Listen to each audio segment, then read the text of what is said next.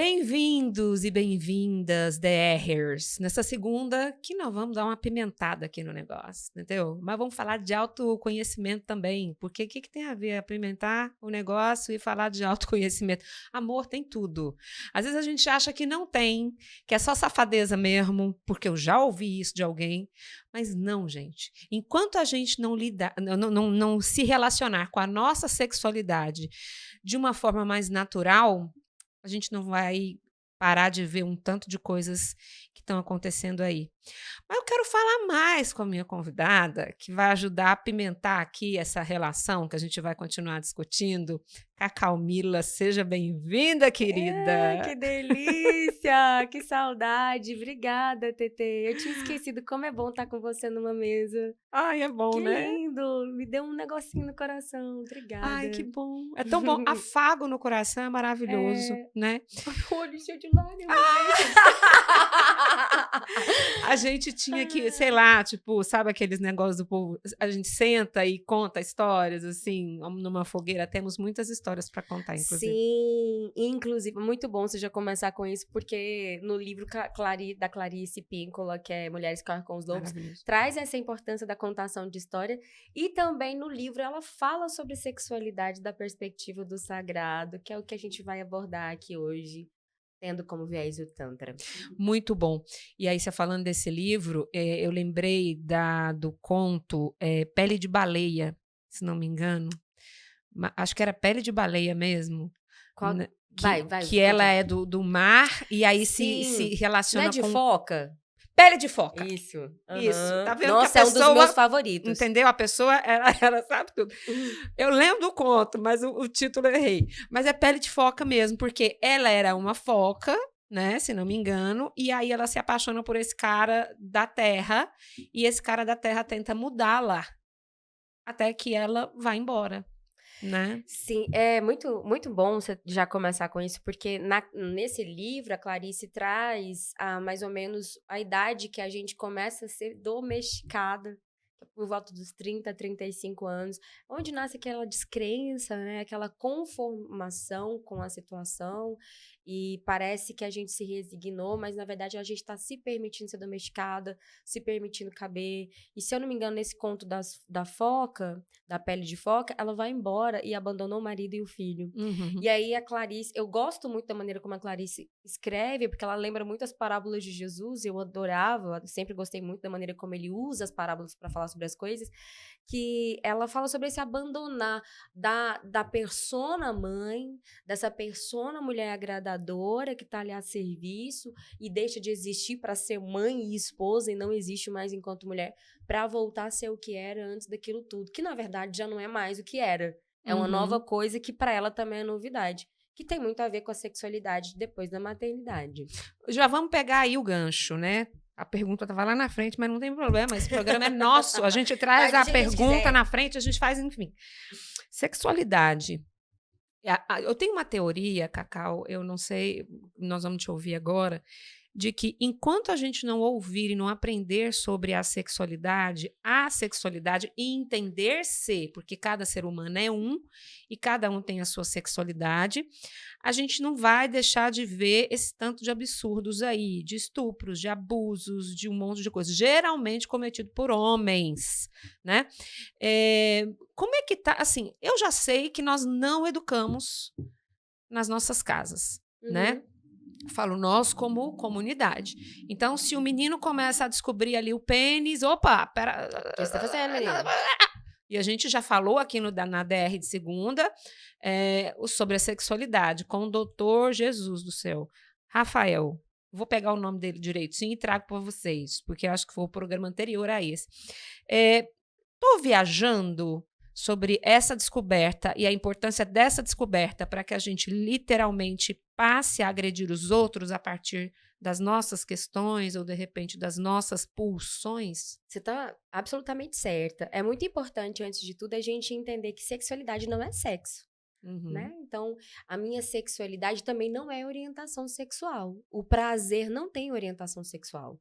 Se eu manipular o seu corpo, se você se entregar às sensações do seu corpo, de olhos fechados, sem o estímulo visual, o estímulo mental, o seu corpo vai responder a esse estímulo independente de quem faça. Então, ele não passa pela lógica, ou pela formação, ou pela orientação sexual. Ele só responde como um corpo que tem sede quando bebe água sacia a sede.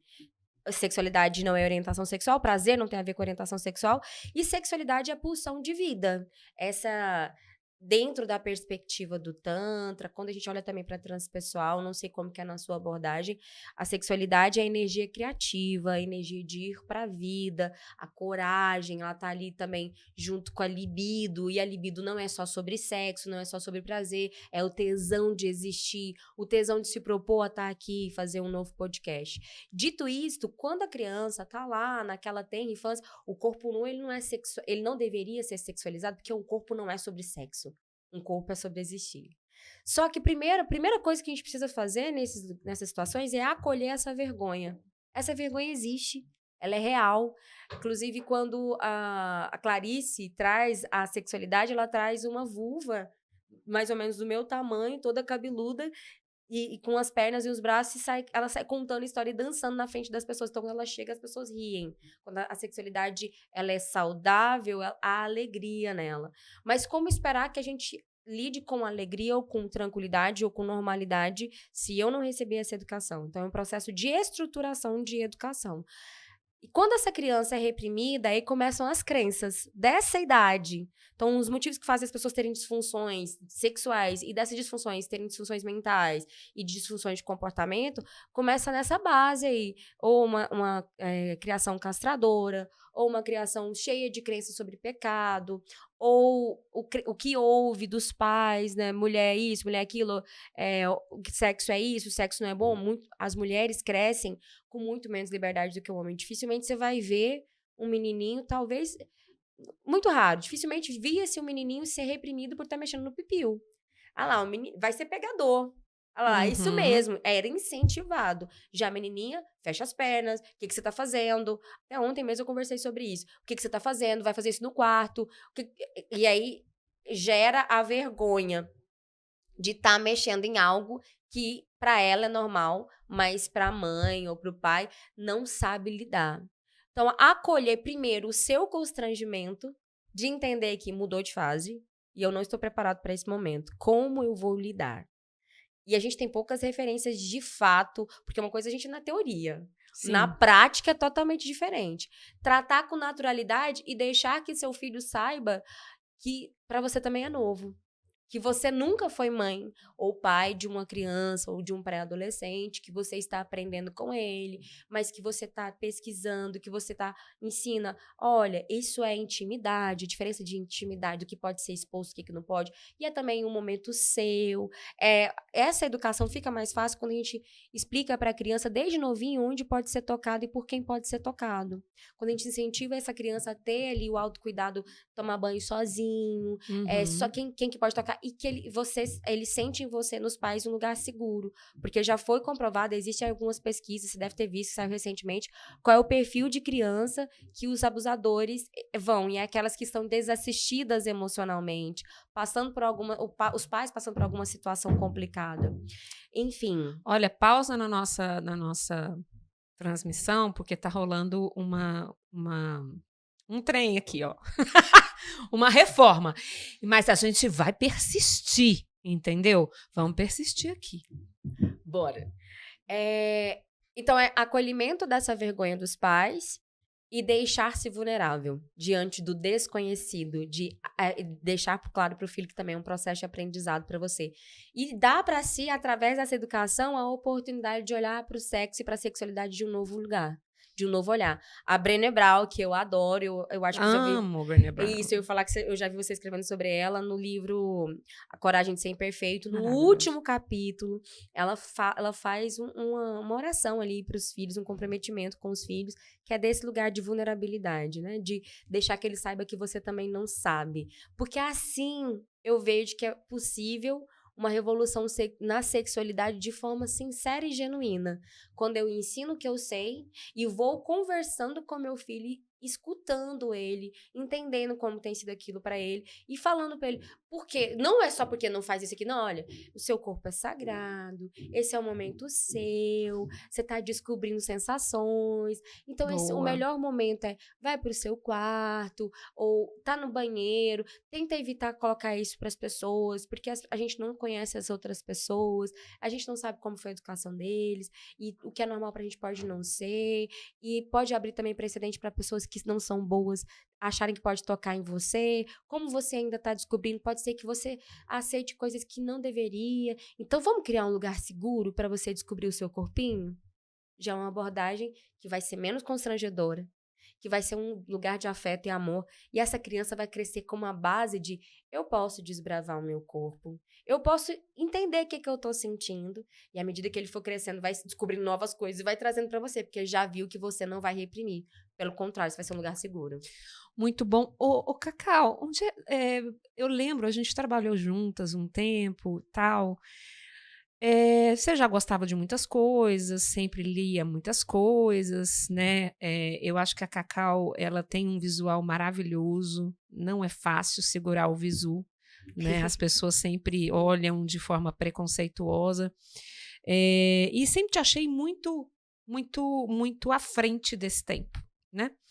Queria saber como é que surgiu o interesse em trabalhar, e a gente vai falar sobre Tantra, né? Sobre com terapia tântrica, com essa transpessoal, e eu queria saber o que é transpessoal, e com essa questão do corpo, da pessoa se sentir, né? Como é que foi isso?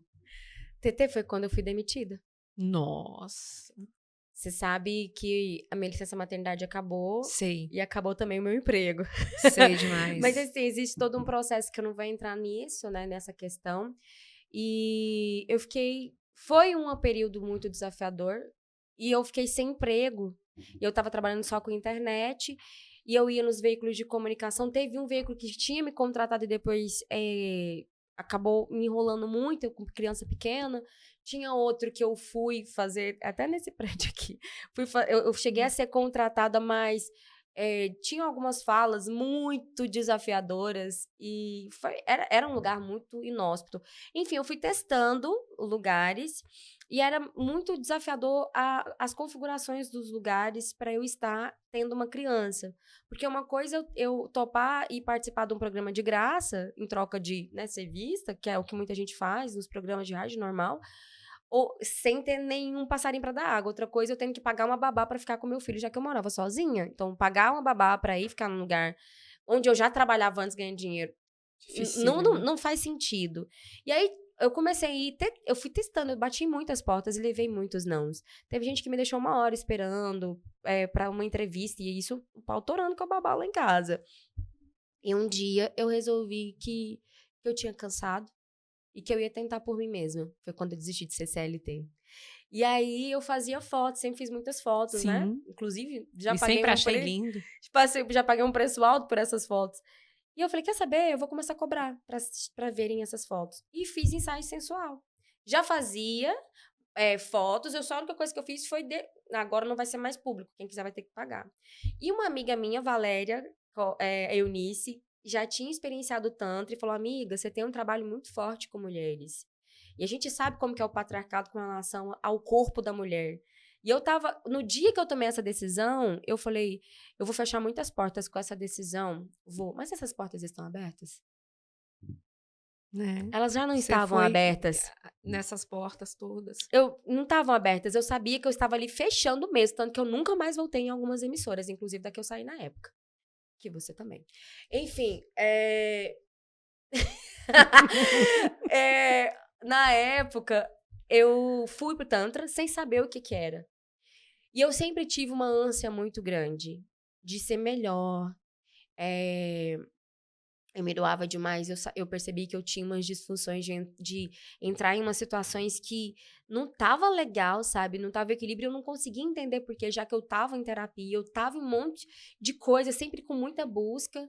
E mapear também as minhas emoções. Eu percebi que quando eu ficava muito cansada, muito sobrecarregada, eu ficava um soldadinho, e eu soldadinho, eu sou uma cavala, sabe? Eu começo a ser grossa. E eu não gostava de ser grossa. Adorei. Ai, Não tá precisa de ninguém parecendo falar. eu em alguns dias. Não precisa de ninguém falar mal de mim, eu mesmo, né, bato a real. E aí, quando cheguei no Tantra, eu não fazia ideia de como era. E eu, na primeira vez que eu tive aqui, foram acessar meu corpo, e eu acessei toda a memória de abuso que eu não sabia que eu tinha sofrido. E com 4 sessões eu lembrei do nome da pessoa, a roupa que eu tava, onde eu tava, quantos anos eu tinha. Eu tinha 3 aninhos. Nossa, Cacau, que isso? Aquilo, todas as unhas dos meus dedos caíram. Nessa época eu já tava fazendo imersão para mulheres na Chapada dos Veadeiros. E aquilo parece que fez toda a minha vida fazer sentido. Todas as minhas buscas, todos os meus porquês, todas as coisas que eu tentei entender a vida toda, com o Enneagrama, com um monte de coisa que tinha me ajudado a entrar naquele caminho, fez... É isso, é por causa disso. E aí, nesse mesmo dia que eu lembrei, eu abandonei os ensaios fotográficos e fui para um olhar de ressignificação do masculino, porque eu percebi que eu não tinha tido um primeiro contato saudável, que eu precisava reaprender esse lugar. E aí, como eu tenho hiperfoco, e eu sou fissurada em ser feliz, em ter prazer, eu não fico em lugar... Pra eu ficar em um lugar que tá ruim, é só se eu tivesse... Não, eu tô aqui nesse lugar que tá ruim, porque a hora que eu chegar naquela parede, eu quero chegar naquela parede. Então, pra eu chegar naquela parede, eu suporto esse processo. Eu não fico em um lugar onde eu não estou feliz. Eu não consigo. Eu não nasci pra isso. E eu agradeço muito os meus pais por isso, porque a configuração deles me fez intolerante com desprazer. Eu não suporto. Perfeito. Então... Quando veio o Tantra e ele me deu tudo que eu queria no meu corpo, essa sensação de, oh, meu Deus, com a respiração, ai meu Deus, com a minha pele, e esse prazer que não depende do outro, e esse mergulho de cada vez que eu sentia alguma coisa na minha pele, eu ia entendendo um pouco de mim, e de entender que essa busca do autoconhecimento nunca iria acabar, e que a vida ia ser sempre uma surpresa, pra minha felicidade ou pra minha tristeza. Aí eu fiquei. E aí eu mergulhei, e eu parti não só... Porque desde o primeiro momento que eu fui pro Tantra, eu falei assim, se for bom, eu vou passar pra frente. Porque eu nunca quis guardar nada pra mim. Eu sempre quis, se fizer sentido, eu vou passar pra frente. Nossa, deu certo isso aqui pra mim. Nossa, deu certo isso aqui pra mim.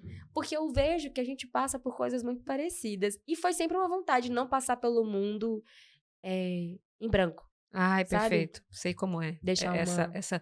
Mas o que é o Tantra? O Tantra é uma filosofia matrística. Durante muito tempo eu falei matriarcal, mas ele é uma filosofia matrística. Foi desenvolvido por mulheres. Matrística porque veio dessas mulheres.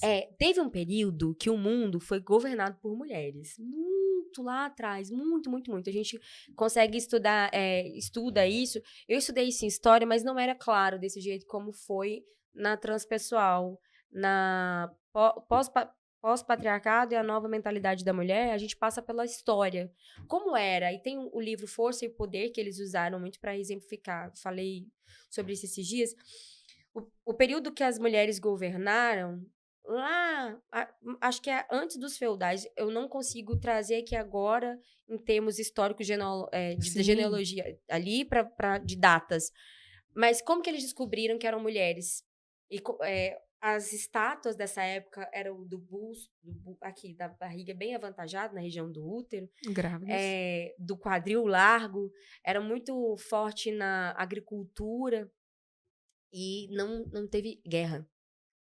Eles descobriram que nesse período não teve nenhum morto com osso quebrado, ou com ferimento de faca, ou qualquer coisa que representasse violência. Nesse período, nascia-se o Tantra, porque as mulheres começavam a desbravar o próprio corpo em busca do prazer. E elas faziam isso quando elas estavam menstruadas para não ter risco de engravidar. Então, o Tantra, antes de ser só sobre prazer, ele é sobre uma filosofia de presença e entrega no aqui e agora. Olha, é muito Gestalt esse negócio. É muito minha abordagem, gente. Adorei. Tanto que isso aqui, ó, é muito Tantra. o tratar, que é olho no olho. Então, tem exercício que a gente faz para casais, ou até mesmo da pessoa com ela mesma, que é só olho no olho. E deixar que o olhar traga. Depois a respiração. Então, o Tantra foi muito difundido no Brasil a partir da sexualidade, de sexo tântrico. E existe mesmo, e é uma delícia. Mas ele nunca é só sobre isso. Ele é sobre o prazer de estar na sua própria pele. De ativar essa entrega pro eu. Para se reconectar com o sagrado, de entender. Ai, olha que você passa a mão assim, respira, o tanto que é bom estar vivo. E desse prazer ir pra vida, porque onde eu tenho essa entrega, essa verdade comigo, não vai ter como eu ficar performando com você. Eu vou me entregar, ainda que eu te mostre as minhas mazelas. Então, é ali a não dualidade do sagrado e do profano convivendo numa coisa só. Até porque o que é sagrado, o que é profano? Exatamente. Depende muito do ponto de vista que você está observando. O que seria sagrado e o que seria profano. Você deve ter estudado Reich, né? Sim. Então, o Reich, ele vem ali e bebe da fonte do Tantra para desenvolver as câmeras ali e essas para falar sobre as couraças que a gente vai criando na pele para sobrevivência. O Tantra, quando ele vem para o Brasil com o Neo-Tantra, como filosofia de terapia, ele vai para trazer para você, a partir do toque da sua pele, do estímulo ou respiração, ou de movimento, ou de toque, a consciência dos seus padrões de comportamento, por que você é como você é, e às vezes, pelo simples fato de você aprender a gostar de você. Quando você aprende de fato gostar de você, você não fica mais onde não tá bom. E aí isso muda toda a maneira como você se relaciona com o mundo. Aí, depois disso, a gente tem outras questões, né? Tem as meditações tântricas, tem algumas meditações da transpessoal que entra muito parecida com o do Tantra. A transpessoal, o Tantra entraria também na transpessoal, mas como o Tantra é muito robusto e é muita coisa, o pessoal da transpessoal resolveu não colocar, porque não daria para fazer uma formação de transpessoal tendo Tantra, que é uma formação por si só. Entendi. Transpessoal seria? Psicologia transpessoal são abordagens corporais, que trabalha o corpo. Então, respirações, meditação de movimento, abordagens de constelação familiar. A gente pega ali, no mínimo, 18 abordagens corporais. A formação, são retiros, onde você vivencia tudo que você vai passar ali no consultório. E traz a consciência do corpo, né, da autorresponsabilidade, usando muitos métodos do Carl Jung e outros pensadores. Então, a gente estuda medicina nova germânica, constelação familiar, Koni hindu, meditações bioenergética, bioecologia, respirações da bioecologia. São muitas abordagens. EFT. Nossa, tem tantas que eu não vou lembrar todas de cabeça aqui. Eu fui pra transpessoal porque eu ia pros retiros tântricos e eu voltava sequelada. Eu levava uns 6 meses pra digerir tudo que vinha, porque você acessa muito a memória a partir das respirações, das conduções do seu corpo. E aí, eu achava que algumas coisas que estavam resolvidas não estavam. Descobria lá. E eu senti que eu sentia falta de um fechamento, sabe? De, tipo, deixar ali. Exatamente, deixar lá. E aí, eu fiz, não, eu quero uma outra abordagem um pouquinho mais técnica para poder dar esse fechamento, porque eu acho que se eu tô sentindo falta, é capaz que outras pessoas também vão sentir. Acabou que eu fui iludida, né? Porque eu achei que ia ser só técnica, foi vários retiros, quase 2 anos de retiros todo mês. E aí eu trouxe a transpessoal para selar o que o Tantra começa. Porque quando você começa a mexer com o seu corpo e descobrir esse prazer, descobrir essa energia orgástica, esse corpo orgástico, desgenitalizar o seu prazer, desgenitalizar o sexo, dessexualizar o afeto, tudo muda. Então, leva as pessoas para umas decisões muito drásticas. É muito rápido, apesar de sutil.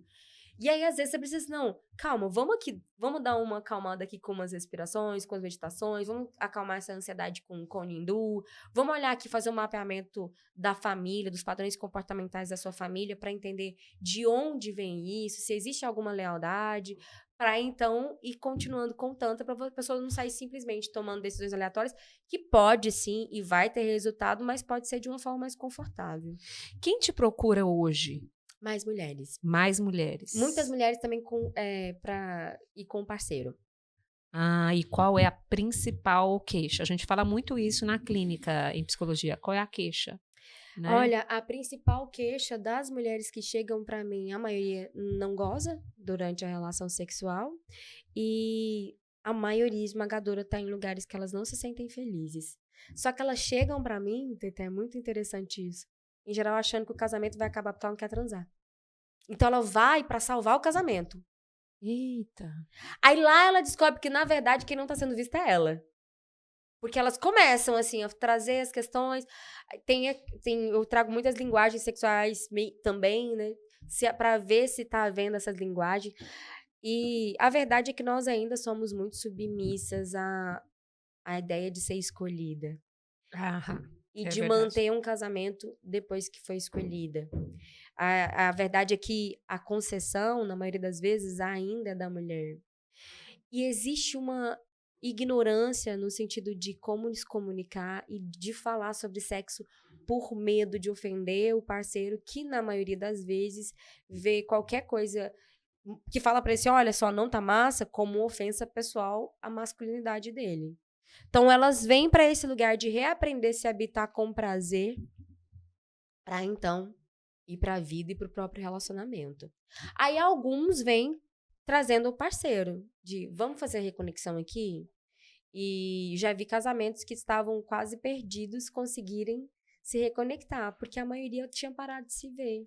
Sabe quando a discussão começa só sobre a briga e para ver quem tem razão e não Sim, necessariamente para resolver o problema? sim. É o que acontece a maioria dos casos. Aí quando eles olham para eles mesmos, para as questões deles, para os padrões da família que eles estão repetindo, aí eles conseguem se ver novamente e dali para frente desenhar um novo caminho a partir de uma entrega. Muita gente vai, eu queria apimentar minha relação. Gente, não tem olhinho, não tem vibrador que salve uma relação que os dois não se veem. E o Tantra não é. Verdade. Então, vou apimentar. Vamos apimentar, vamos jogar todas as merdas aqui. Vocês vão se ver, tocar no outro, né? Pra existir, pra estar ali.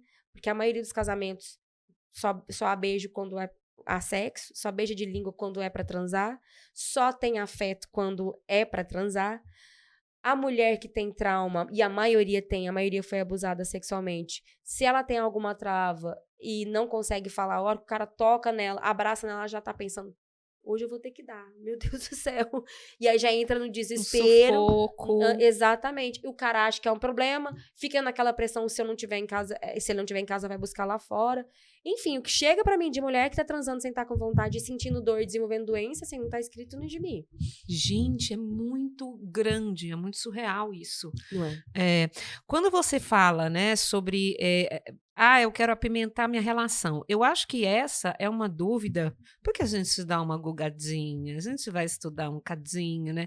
Acho que essa é uma dúvida de muita gente que não vai fazer o dever de casa. Então, assim, não sei se você já viu quando você coloca no Google para pesquisar, aí vem várias perguntas lá embaixo, Aham. tipo sugestões, né? E uma das perguntas foi interessante. Tem ato sexual No Tantra? no Tantra? Não. Aí eu fui e falei assim, gente, o povo pergunta isso, porque são as Pergunta pra principais gente. perguntas. Aí é claro que eu cliquei, eu já sabia mais ou menos que não tinha, até porque é muito do toque um do outro, do olhar um do outro, tal.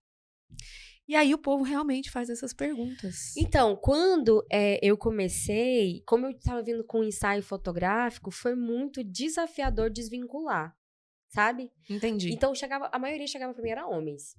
Principalmente pelo fato de ter sido de veículo de comunicação, de ter aquela idealização, de ter aquele fetiche, chegava muito, muito homens. E acho que agora as pessoas já me conhecem mais, mas eu sou muito séria no meu trabalho. E eu tenho poucas ideias para homem que chega pra mim com escrotice. Hoje eu consegui desenvolver uma abordagem bem sincera e bem didática. Então, eu já explico, a gente tem a anamnese e já deixo claro, olha, se o que você tá buscando é isso, não sou eu que vai te dar. Então, se você tá procurando um garoto de programa, procura vai no prostíbulo, porque Tantra não é isso. Porque eu tenho realmente uma abordagem terapêutica de uma escuta profunda do seu corpo, que traz outras abordagens para além da massagem tântrica. Inclusive, tem gente que chega para mim que fica meses sem eu sequer tocar no corpo da pessoa. Mas essa ideia do se tem sexo numa abordagem tântrica é porque muitas prostitutas aprenderam e o Tantra foi vendido no Brasil como uma forma de apimentar a relação. Sim. E não tem nada a ver. Assim, é muito mais profundo. Até porque não tem como apimentar a relação da perspectiva do Tantra sem entrega. E não tem como me entregar para o outro se eu não olho para as minhas mazelas. Então, se eu não olho para os meus traumas, para os meus padrões de comportamento, para a maneira como eu amo, por que eu reajo a você dessa de tal e tal forma, eu não vou conseguir me entregar. Aí eu vou fazer uma manobra em você, vamos ali expor um casal, e eu vou conseguir levar só até a página B. Dali pra frente eu não vou conseguir. E tem muitas vezes, né, eu vejo os homens pensar, porque sexo tântrico, que é porque é demorado. Não, anjo, não é sobre ser demorado. Desculpa. É isso. É sobre entrega, né? E existe aí uma grande lacuna de aprendizado sobre sexualidade, tanto para homens quanto para mulheres. Eu acredito muito que a cura tá no útero. Tá na gente. Também acredito. Tem uma pergunta que eu coloquei aqui. Qual foi a pessoa, a mulher, maioria mulher, mas pode ter sido homem ou casal, que chegou lá, que teve uma reação com o Tantra que até você com seu estudo, você deu uma assustada, tipo, um caso curioso. Você poderia falar, por exemplo? Olha, eu já tive alguns. Eu já tive casos que eu fui procurar ajuda mesmo dos universitários para ver se era normal, para ver se acontecia com mais pessoas. Teve 3 casos específicos. Um foi de uma moça que ela foi para lá para buscar o orgasmo. Ela não conseguia gozar. E eu conseguia avançar com ela, porque se a pessoa vai pro Tantra para buscar o orgasmo, para começar que não é essa a função, né? É um mergulho em você. Então, vamos olhar pro motivo, qual é o trauma que te levou para esse lugar da anorgasmia. E eu fazendo todo tipo de trabalho com ela, inclusive da transpessoal, ela avançando em várias áreas, mas eu sentia a frustração dela. Ela conseguia avançar financeiramente, ela conseguiu sair de uma relação abusiva de trabalho, mas ela não conseguia o que ela queria. E eu levei o caso dela e eu fiz tudo que eu podia. Um dia eu resolvi fazer um mapeamento sistêmico dela, porque a maior queixa dela era sobre um dos pais. Nesse mapeamento sistêmico, a gente entendeu para quem ela olhava. Que era, enfim, eu não vou expor aqui, porque talvez, né? Quando a gente entendeu para quem ela olhava, aí tudo fluiu. Então, esse caso, ele levou alguns meses. Teve um outro caso de uma mulher que chegou lá porque ela queria aprender a gostar de transar para poder não perder o marido dela. E para ela era muito desafiador estar lá. E como eu fui abusada, eu tenho uma filosofia de eu explico como que é uma sessão de massagem e falo quais as abordagens que eu tenho. E falo, olha, o caminho que eu sempre pergunto se a pessoa foi abusada, o caminho que eu vejo como mais seguro para você é esse, para o seu corpo não se revitimizar, para você não reviver um trauma desnecessário, para você se sentir segura nesse lugar, pra gente ir com calma nas suas emoções do que pode vir à tona. Mas tem gente que tá com ansiedade, né? Tá com pressa.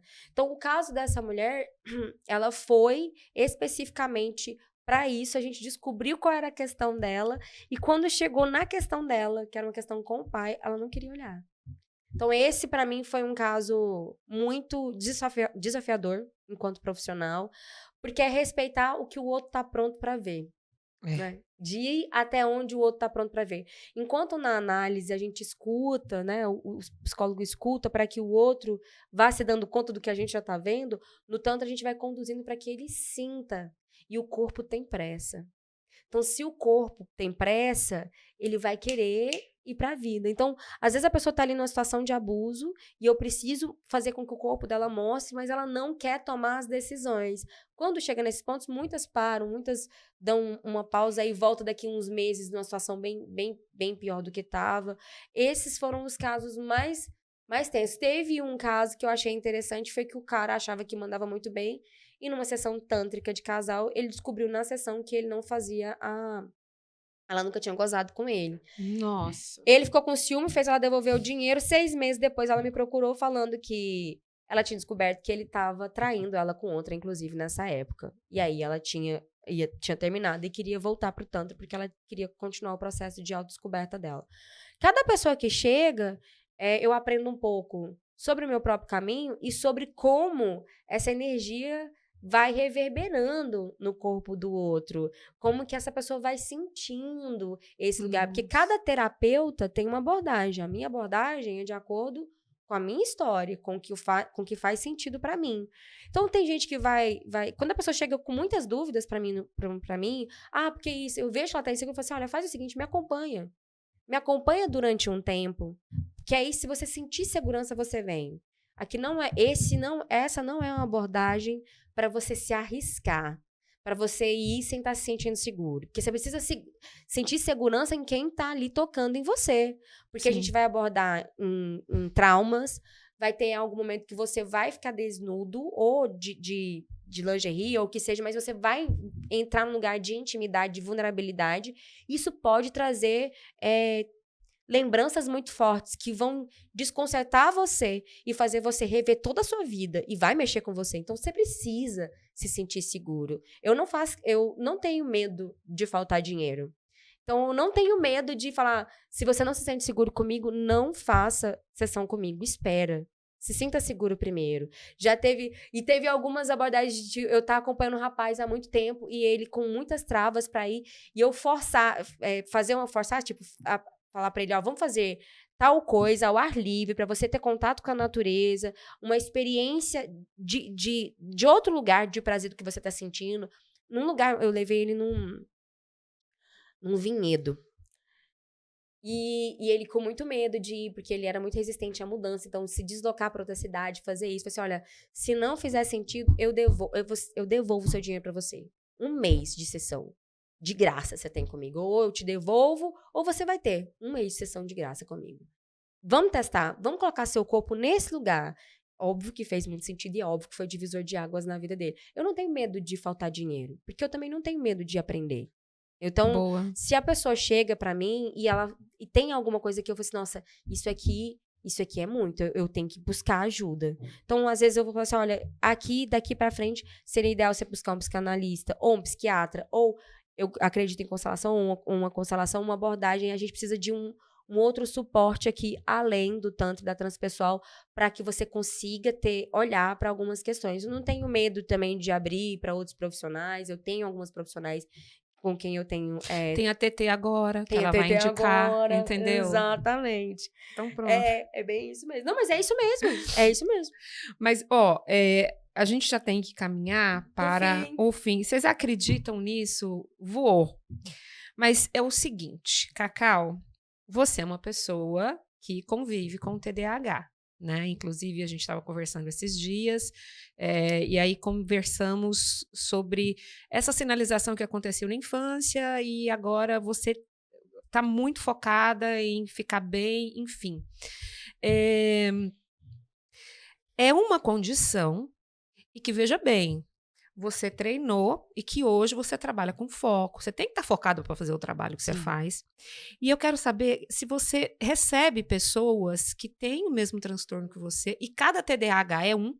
Uhum. Não existe um TDAH igual a outro TDAH, ao bipolar igual a outro bipolar, né? Mesmo que seja tipo 2, autista, por exemplo, não tem uma pessoa igual a outra. Como é que você recebe pessoas neurodivergentes no seu espaço e como é feito esse trabalho que, de certa forma, é um trabalho inclusivo, né? Até porque são pessoas que requerem determinado tipo de manejo e que precisam também conhecer seus corpos. Sim, né? Sim. Tetê, eu nunca me coloquei como especialista na área, porque eu não sou, né? Conviver com TDAH é um desafio e é muito frustrante às vezes. O esquecimento, a sensação de insuficiência que às vezes dá, porque a gente tem muita coisa na cabeça e sabe que consegue fazer muita coisa, e até você aceitar que não dá pra fazer tudo ao mesmo tempo, é um tempo, né? Leva um tempo e muita lágrima e muito desgaste desnecessário. Então, quando a pessoa chega, o TDAH pra mim eu já sei mais ou menos o caminho de levar. Eu tô com algumas que tem autismo. Então, o Nível de autismo suporte 1. já é outro contexto. Então, assim, Outro. é muito mais lento, no sentido natural ali, né? Se eu pego uma pessoa com uma sessão já toco, com um mês já toco, o autista é no tempo dele, no tempo dela, no caso, e ela me ensina muito. Eu tô com... Tanto eu tenho uma consultoria para mulheres e eu atendo, né, com a terapêutica. Ela tá na consultoria e na terapêutica. Ela me ensina muito. Ela me ensina sobre falas, sobre como que é ser inclusivo ou não, porque às vezes a gente acha que é inclusivo, mas na verdade tá com um discurso que não necessariamente é, porque é muito fácil generalizar. Eu aprendo muito. Então, qual é a abordagem principal que eu trago? É a escuta. Perfeito. É isso, escuta. Eu escuto o que a pessoa traz, eu percebo pelo corpo dela, porque o corpo fala o que dá para inserir que não vai ser invasivo, principalmente em casos de autismo.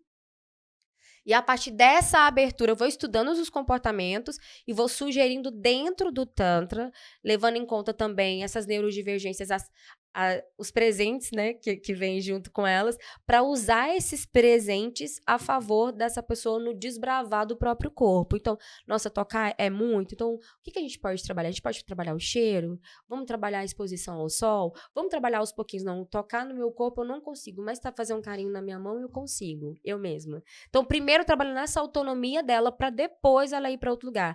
Trazendo consciência o que essa neurodivergência, às vezes, traz nos padrões de relacionamento, trazendo essa consciência. Porque não vai mudar de uma hora para outra, mas ela pelo menos vai... Opa, esse caminho eu já fiz. Dando para ela ferramentas para não repetir. A partir do que ela tem, da configuração que ela é. Já quando é uma pessoa TDAH, e hoje em dia ficou muito... Tem muitas pessoas se auto-intitulando, né? Eu não gosto de ficar colocando rótulo. Demorei muito a falar sobre isso, porque eu não queria ser que tem TDAH, porque eu não sou só isso. Eu sou tanta coisa. Então, eu tento trazer com naturalidade esse assunto para que a pessoa se sinta à vontade para desbravar como o corpo dela pode gerar a serotonina que ela busca muitas vezes em relações cheias de montanha-russa, em situações de excesso no vício, em situações de se colocar em risco. Então, como que o meu corpo pode dar para mim aquilo que eu preciso? Como que a partir do meu corpo e das minhas relações que eu me proponho a entrar, eu posso desbravar, independente de qual rótulo eu tenho. Eu tenho eu não acho que ela tem alguns dessas neurodivergências, eu acho que ela não é neurodivergente, mas ela é um exemplo muito bom porque ela tinha um vício em literatura erótica. Que mostrava muito claro que ela era uma pessoa que precisava ser estimulada mentalmente. Exatamente. E o relacionamento, assim, indo de mal a pior por causa disso. Eu falei assim, então vamos inserir isso no processo de conquista. Então, teve várias configurações que ela foi trazendo que não estava funcionando, mas que se houvesse um diálogo, aceitando a condição dela, poderia funcionar. Tanto que funcionou. E é desse lugar que eu parto. Então, o que faz sentido para você? Desse lugar que eu vou, sendo neurodivergente ou não. Muito bom. Nossa. A gente vai ter que voltar com a Cacau aqui outras vezes, milhões de vezes, para a gente continuar falando sobre isso, com mais pessoas conversando, para a gente ter uma roda de conversa. Sim. É muito bacana o debate, né, gente? É extremamente importante. Então, é o seguinte, Cacau, obrigada. E deixa aí as suas redes para a galera te seguir. E, cara, eu quero te agradecer muito, né? Porque Cacau, mãe como eu, então eu deixei o menino na avó, então Cacau trouxe menino para cá. E aí, aquela coisa, nas correrias da vida. E muito obrigada por esse tempo que você investiu aqui no DR de Segunda. E eu espero que você volte outras vezes. Eu amei o nome, obrigada pelo convite. Meu Instagram é @cacaumila com 2 Is, TikTok é @cacaumila com 2 Is, SexoCast no YouTube, mas Cacaumila também vocês me encontram. Me achem, tem consultoria Deusas Tântricas, que é focado e voltado só para mulheres no valor super acessível, onde elas aprendem no dia a dia, com exercícios diários, a aprender a usar a energia sexual a favor delas, o corpo, a força do corpo a favor delas, para ter foco, para ter resultado financeiro, para se entregar na vida afetiva, além das sessões tântricas e transpessoal, mentoria que eu dou em Goiânia, presencial, Brasília, Rio de Janeiro e São Paulo, e online no mundo inteiro. Obrigada. Gente, essa mulher tá muito, muito poderosa, entendeu? Fazer o quê, gente? Fazer o quê? Gente, ó, obrigada, DRers. Tudo de lindo pra vocês. Até segunda que vem. E depois me contem, tá? Como é que tá esse autoconhecimento aí? Gostaram? Uhum.